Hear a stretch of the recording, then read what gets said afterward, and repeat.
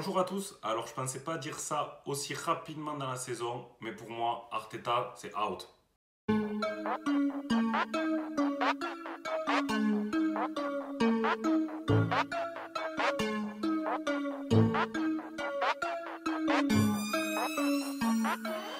Alors suite au match d'hier, pour moi ça a été la goutte d'eau qui a fait déborder le vase. C'est pour ça que je veux voir Arteta dégager de ce poste d'entraîneur de l'équipe d'Arsenal. Donc Arsenal qui est 15e de Première Ligue, Burnley qui revient à seulement 4 points d'Arsenal avec un match à moins. Alors on est en train tous de se demander si on va finir en Championship ou pas. Et pour un club du standing d'Arsenal, c'est quand même très très grave. Donc pour moi, Arteta c'est out pour plusieurs raisons. Tout d'abord parce que je ne comprends pas ses choix dans ses compositions d'équipe. Il maintient des joueurs en place malgré des performances plus que douteuses, plusieurs matchs d'affilée. Alors je pense bien sûr tout d'abord à Bellerin, Holding, Xhaka, Willian. Pour moi, dans la composition d'équipe d'hier par exemple, ces 4 joueurs-là n'ont pas les épaules pour porter le maillot d'Arsenal. Ils n'ont pas le niveau pour jouer dans une équipe qui est censée avoir le standing d'Arsenal, surtout après les performances qu'ils font de semaine en semaine, de match en match. Donc Willian, qui est arrivé gratuit, enchaîne les titularisations sans que j'arrive à comprendre pourquoi, tant il n'apporte rien à l'équipe.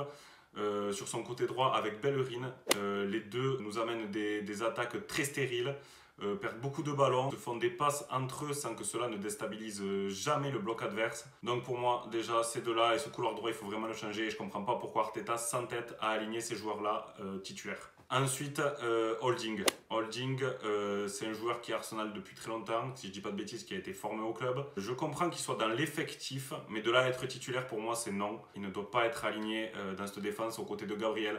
Parce que les deux seuls qui tiennent la défense pour moi, c'est Gabriel et Tierney à l'heure d'aujourd'hui. Et c'est pas normal que sur un back four, il n'y ait que deux joueurs qui soient capables de défendre de façon efficace. Xhaka, pour moi, Xhaka, il devrait plus être au club depuis au moins 1 ou 2 ans. Déjà parce que ses performances depuis son arrivée sont vraiment en dents de scie et plutôt en dents de scie vers le bas. Pas les dents de scie comme ça, non, lui c'est plutôt comme ça. C'est plutôt cette dents de scie là dont je parle. Il nous a encore prouvé hier qu'on pouvait absolument pas lui faire confiance. C'est la seconde fois qu'il lâche le club. C'est un joueur qui fait énormément de fautes, qui est coupable d'énormément de buts que l'on prend. De par des fautes, de par des replacements tactiques qui sont pas bons, de par des façons de défendre qui sont trop attentistes à mon avis. Déjà sous Emery, il était capitaine, il avait jeté son brassard au sol, s'était fait huer et avait insulté les supporters.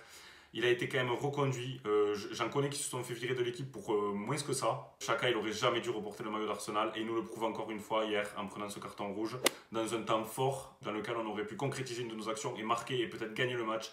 Pour moi hier c'est Xhaka qui nous tue le match et c'est pas normal. Je veux vraiment plus jamais le revoir avec le maillot d'Arsenal et je comprends pas que Arteta se soit entêté autant avec ce joueur là. Ensuite pourquoi Arteta out? Également parce que pour moi il y a eu une gestion douteuse de profils de joueurs qui nous font défaut à l'heure d'aujourd'hui. William Saliba, acheté 30 millions, un défenseur qui, on le sait, à la cote auprès de grands clubs européens, sur lequel tout le monde s'accorde à dire qu'il a un potentiel pour faire partie des meilleurs défenseurs. Saliba mis de côté, je comprends pas pourquoi, surtout quand on connaît nos errements défensifs et qu'on sait que c'est un de nos plus gros chantiers depuis quelques années. Pourquoi acheter un joueur aussi cher? Pourquoi avoir un tel talent et ne pas le faire jouer, ne pas l'aligner? Donc voilà, je parlais de Saliba, mais il y a aussi le cas Sokratis.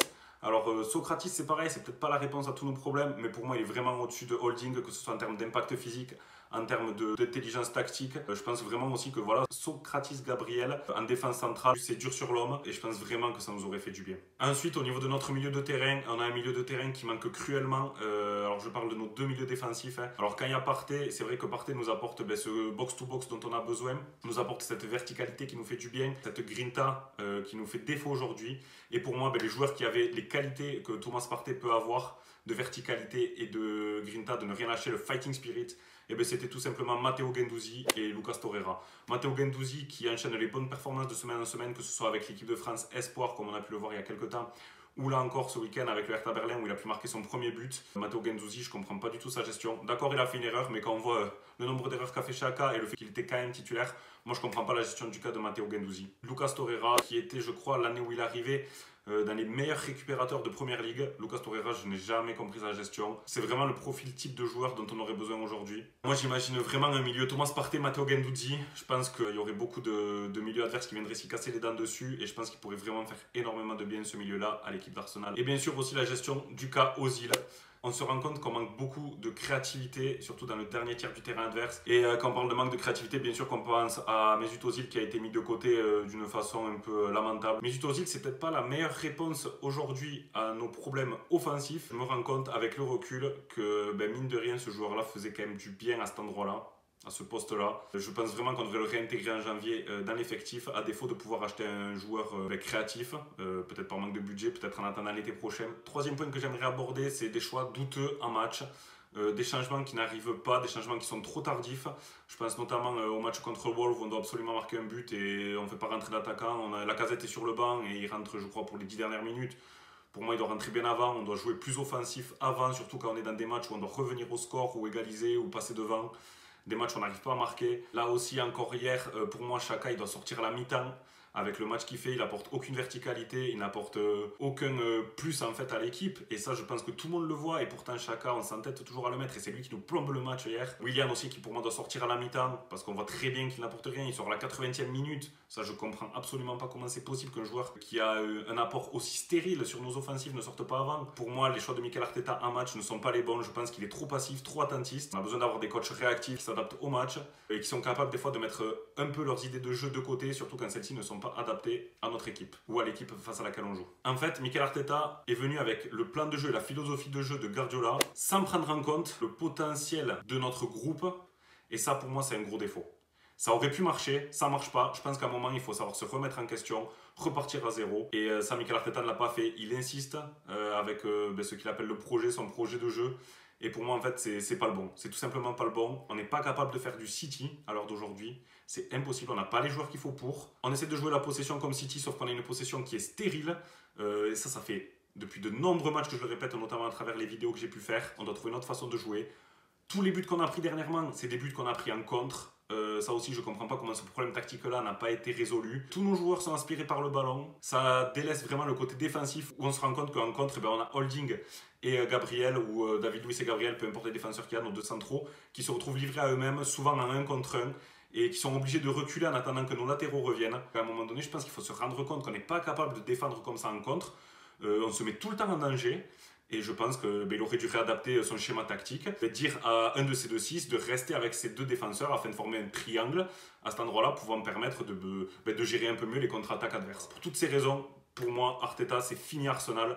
C'est out. Je pense qu'on a vraiment besoin d'un autre coach capable de remobiliser l'équipe, capable de prendre en compte, comme je le disais tout à l'heure, les individualités de chaque joueur, les forces et les faiblesses de notre groupe et d'en faire quelque chose qui soit logique, quelque chose qui soit efficace et quelque chose qui corresponde vraiment à comment nos joueurs peuvent s'accorder les violons ensemble et comment faire en sorte que l'alchimie prenne entre tous nos joueurs. Donc pour moi, à l'heure d'aujourd'hui, on est tellement dans une spirale négative du côté d'Arsenal.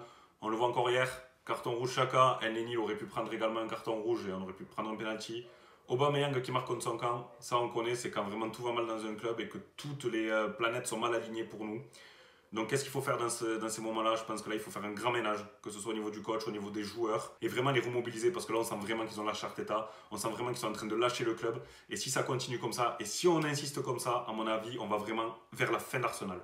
Je pense que là les changements il faut le faire maintenant, parce que si on continue comme ça encore jusqu'à la fin de l'année, pour moi Arsenal ça sera pas loin de la fin, et je sais pas si on peut récupérer l'irrécupérable.